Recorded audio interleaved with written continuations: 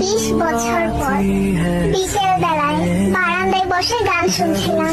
হঠাৎ করে প্লেলিস্টে থাকা একটি গান বেজে উঠলো, যেটা এক সময় আমার খুব পছন্দের গান ছিল।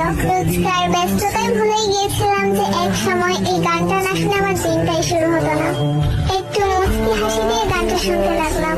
তখনই গানটার মধ্যে একটা কণ্ঠ শুনে চোখ দিয়ে আপনা আপনি পানি গড়িয়ে পড়লো। কোনোভাবেই আর নিজেকে কন্ট্রোল করতে পারলাম না।